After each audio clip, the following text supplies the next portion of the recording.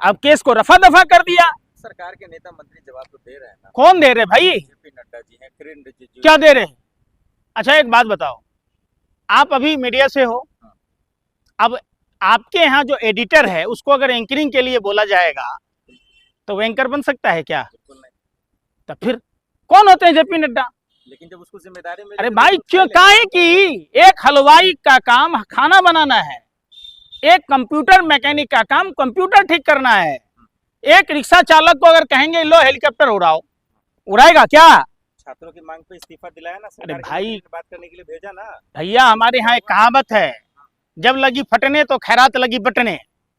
अगर आपको यही करना था तो आप धर्मेंद्र प्रधान को बर्खास्त कर दिया होता 20 तारीख से पहले। सर आपके हिसाब से थोड़ी करेंगे भाई ये किसके हिसाब से? आपके हिसाब से थोड़ी करेंगे। देश की जनता है, हमारे हिसाब से ही चलना पड़ेगा।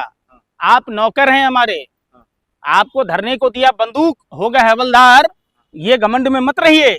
भारतीय जनता पार्टी की भाषा आप बोल रहे हैं, चले ना आप लोग तो कह ही रहे थे कि भाजपा में इस्तीफा का कोई प्रचलन नहीं है, देना पड़ा।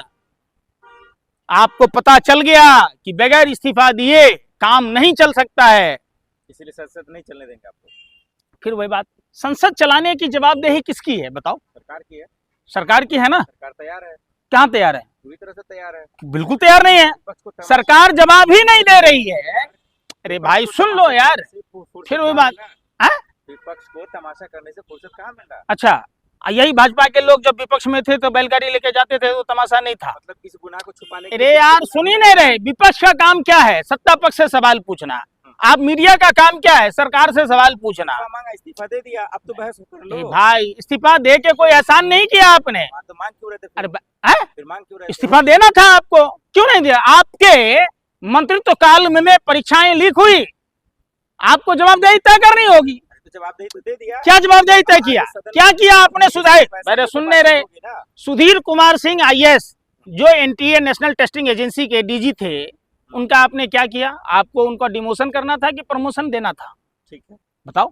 प्रदीप कुमार जोशी पर क्या कोई कार्रवाई हुई? आप बताओ।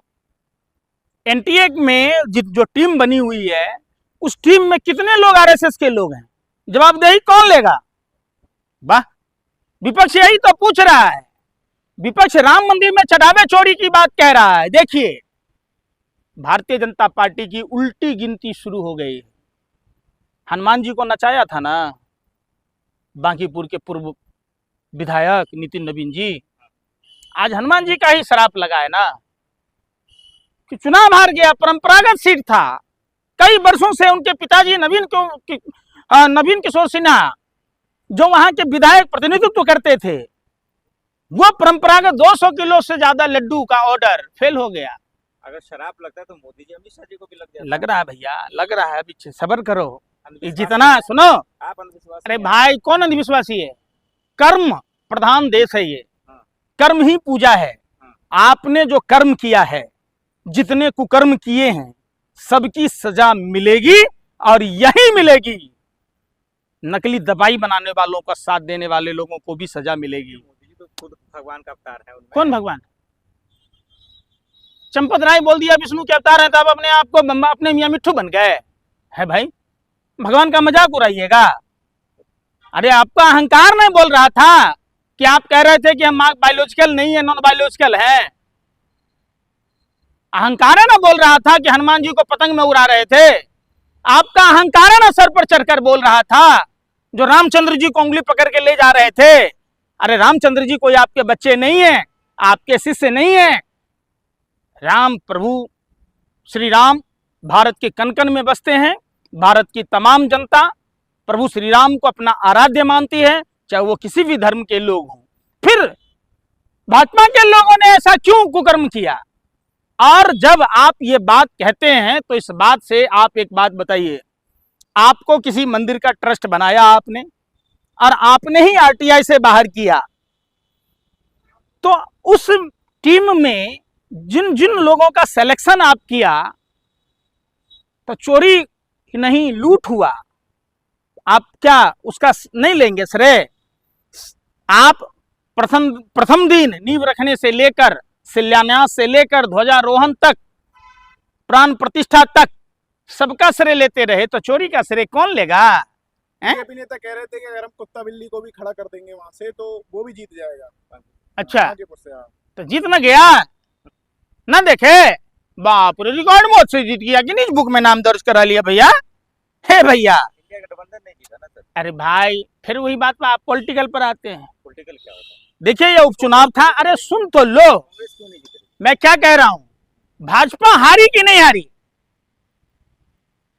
मैदान में जब 4 पहलवान खड़े होते हैं, 3 पहलवान थे, तो जीतेगा तो कोई एक ही ना। मतलब बीजेपी के हारने का खुशी है आपको, लेकिन अपने पार्टी के हारने भाई, का गम नहीं है। फिर वही बात पार्टी पॉलिटिक्स पर आ गए। कांग्रेस क्यों हारी? कांग्रेस का कैंडिडेट था वहां। इंडिया गठबंधन था ना। अरे भाई, तो कैंडिडेट था तो जाके वहां कहीं ना कहीं लगा बांकीपुर की जनता को कि भाजपा को हराना है।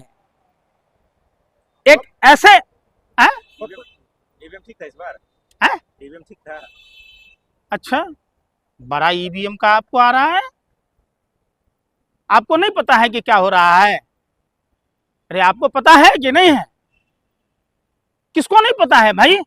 बच्चे बच्चे को पता है कि ये वोट चोर हैं, ये राम मंदिर के चंदा चोर हैं, ये पेट्रोल में गन्ना के रस मिलाकर पेट्रोल चोरी करने वाले लोग हैं। कहां नहीं चोरी हो रहा है? तमाम पुल पुलिये सुसाइड कर रहे हैं भाजपा की सरकार में कि हमसे ज्यादा भाजपा के लोग गिरे हुए हैं। तेजस्वी जी, राहुल जी सब चुप है इस बार। भाई सुनिए, कोई चुप नहीं है। और आपने जब राहुल गांधी जी की बात कही, एक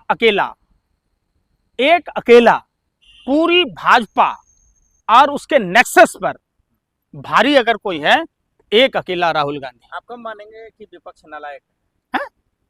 आपको कैसे लगा कि नालायक है? कोई काम लायक नहीं, नहीं। किसी स्टेट में नहीं, लगभग 23 राज्यों में बीजेपी आ गई। माने आप वही बात हो गया, एक व्यक्ति के 2 लड़के थे, एक रिश्वतखोर था और दूसरा ईमानदार था। ईमानदार प्रगति नहीं कर पाया, इसका क्या मतलब आप ईमानदार पर उंगली उठाएंगे? बताओ आप।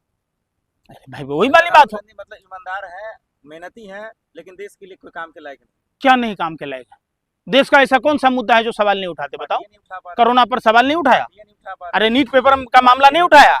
इस छात्र आंदोलन से पहले से राहुल गांधी जी लगातार उठाते रहे हैं। प्रदर्शन हो रहा है झारखंड में भी, छात्र प्रदर्शन कर रहे हैं, हाँ। हेमंत सोरेन का इस्तीफा मांग रहे हैं। हाँ, तो बिल्कुल हर सरकार में जहां पर्चे लीक होते हैं, जहां भ्रष्टाचार होता है, हम सबको दलगत भावनाओं से ऊपर उठकर एक जवाबदेही जो शासन में है, सत्ता में है, उससे सवाल पूछना होगा, उसकी जवाबदेही तय करनी होगी और उनका इस्तीफा लेना होगा।